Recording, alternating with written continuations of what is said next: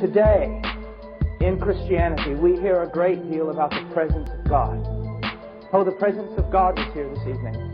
Oh, it was a wonderful time in the presence of Almighty God. Oh, didn't God move in a powerful way tonight? It was such a wonderful time in the presence of God. Well, I want us to look tonight at men who came into the presence of God, and then I want us to compare our experiences in the presence of God with their experiences in the presence of God. Start with Moses. He's out there shepherding some goats. He sees a bush that's burning but will not be consumed, and he's drawn to it by God Himself. He draws near to that bush, and the first thing he comes to understand is that he has to change, that he has to humble himself, that God has appeared, and he's to take off his shoes because he's standing on holy ground. And he falls before that tree that will not be consumed. And it's a wonderful thing you need to understand, that God appeared to Moses in a burning bush. It's amazing to me today that God never appears to anyone in a burning bush.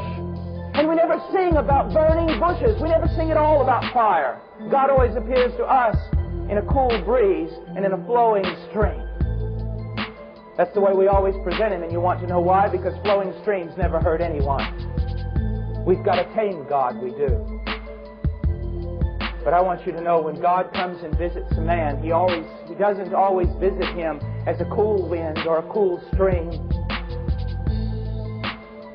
He comes as a fire.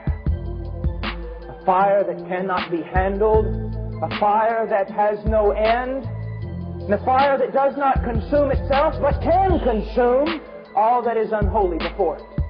A dangerous thing to be in the presence of God. Look at these seraphs. Look at them in Isaiah. Let's read verse 2. Above him were seraphs, each with 6 wings. With 2 they covered their faces, with 2 they covered their feet, and with 2 they were flying, and they were calling to one another, Holy, holy, holy is the Lord Almighty. The whole earth is full of His glory. With regard to holiness, well, look at these. They're standing and flying even in the very presence of Almighty God. And if we were to even draw near to a fraction of that glory, we would be destroyed. And yet they live in that glory. And yet even though they are so majestic and so holy, how are they in the presence of God? I'll tell you how they are.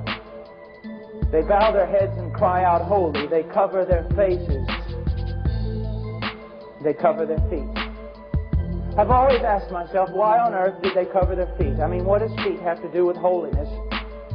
What does it mean? I never could figure that out, honestly, until one day I was listening to R.C. Sproul. And I think he hit upon the thing.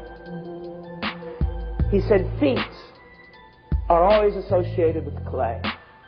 And clay with the creature, the dust of the earth.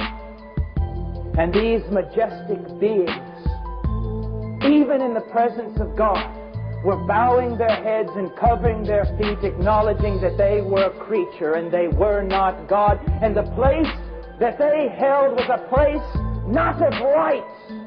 It was not their right to be there, but their privilege, graciously given to them by God Himself. Look at the way they act in the presence of God, and then look at you.